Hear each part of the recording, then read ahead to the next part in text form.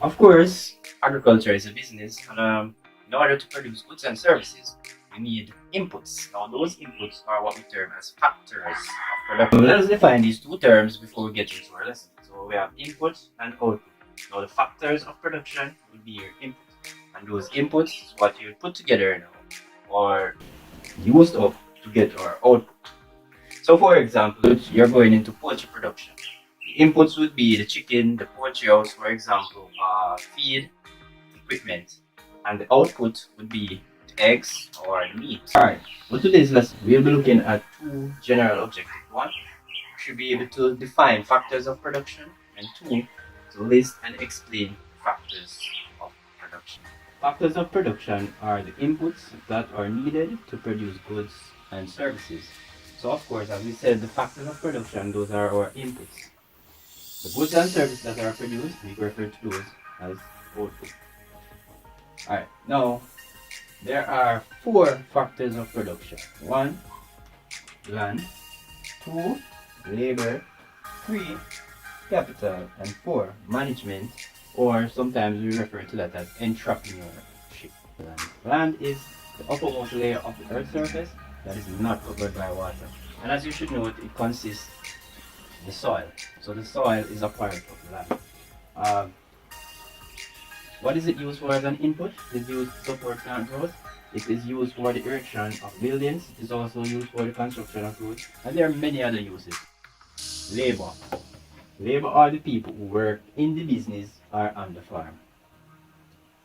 Now, there are two main types of labor. 1, we have family. 2, we have hired labor. Now, family.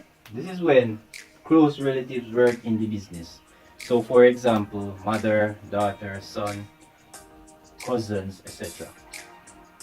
2, hired labor. The hired labor. This is when persons are paid to work in the business or on the farm. Now, there are three main types that we will look at, and I will briefly differentiate among them. 1, seasonal. Now, the seasonal worker, that type of worker is contracted to work when based on time of the month, when, for example, a crop is in season, or say onion reaping season. So, for example, March, April, onion is reaped in those months. So, producer may employ persons to harvest the onion. Now, when the onion is completely harvested, they will be out of a job until next March or the next onion season. Alright, let's move to contract labor. Now, the contract laborer is basically a person employed to work to complete a task. Now, once that task is completed, that worker will be paid. Also, they have less benefits where compared to the employee. So, for example, a person on contract employed to a business, that employer may not deduct tax from that person. They also may not deduct healthcare benefits contribution, NHT contribution, etc. Now, the employee, which is the third one, the employee is basically a permanent worker. Now, the employer may provide certain benefits like deduction of tax, healthcare benefits, NHT contributions. So that's basically the difference among the two. Capital. This is anything. We're going to talk about anything mean input. So this is anything or any input that has a monetary value that are used in the production of goods or services. So in short, it's anything that has a monetary value. So that is capital. So it doesn't necessarily mean capital is the money, but it's anything that is used in the production, apart from land and labor, that is used in the creation of goods. So for example, we have like fertilizers, seeds, machines, equipment, building, etc. Now there are two types of capital. 1, fixed capital, and 2, working capital. The fixed capital is basically those types of inputs that does not change or used up in the production process. So for example, a building or a poultry house that is used to house chickens. The building is not used up in the conversion of the chicken. Once those chickens are grown up and they are slaughtered, new chickens has to be purchased, right? But the building, you don't have to purchase the building. The building remains fixed or unused. It's not used up in the production. It's not converted in the production of the chickens. Alright. On the other hand, the working capital. Working capital, these are the inputs that change with the level of production, or they are used up in production. So for example, feed. The feed are used to feed chickens, for example. That feed will be converted to meat. Labor.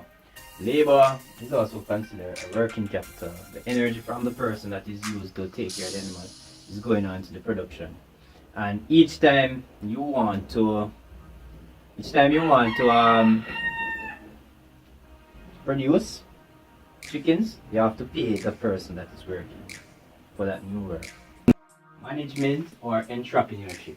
Now this involves a person with the technical knowledge or the skills to produce the goods and the service. So this person is very important, because if the business is not managed properly or efficiently, that the business might not make a profit.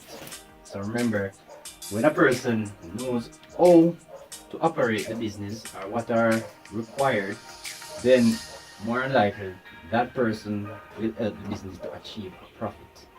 So, for example, a poultry farmer, broiler production farmer, that person that is in charge or that is responsible for management supervision, for example, we need to know about brooding of the chicks. That person also needs to know the size of food to use. That person needs to know about sanitation, ventilation, how to design a poultry house to provide good ventilation.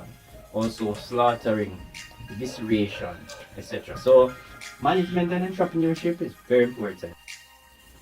We are now at the summary of the lesson. Now, definition of the factors of production. Now, factors of production, those are the inputs that are needed to produce goods and services. Now, there are 4 factors of production: land, labor, capital, and entrepreneurship. Land. Now, land is the uppermost layer of the earth's surface that is not covered by water, and of course it includes the soil. Land is necessary, very very necessary, for construction of buildings, for construction of roads, setting up of service poles, etc. Alright, let's move to labor. Now labor, those are the persons that are working in the business or on the farm. Now there are 2 types that are discussed. You have the family and you have hired labor. Now family, those are workers that are close relatives, such as brother, sister, father, mother, cousins, etc. Hired labor, those are the laborers that are paid to do the work. Now there are 3 types that are mentioned: seasonal, contract, and employee. The seasonal, those workers normally work at a particular time of the year when a crop or something are in season, and they will be paid when that task is finished. They are not employed after, unless the season starts over and the employer decided to use what this person. Alright, contract worker. Now the contract worker carried out a particular task according to the contract.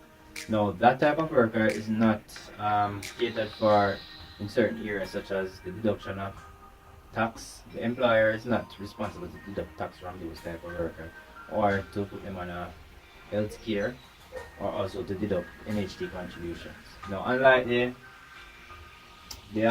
employee is like a more permanent worker, and that worker, now the employer will normally deduct tax from salary, offer health care benefits, and also deduct NHT contributions, etc.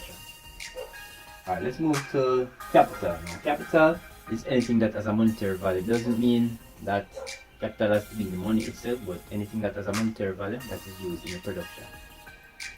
For example, you have like seeds, fertilizer, etc. Now there are 2 main types that were discussed. You have fixed and you have working.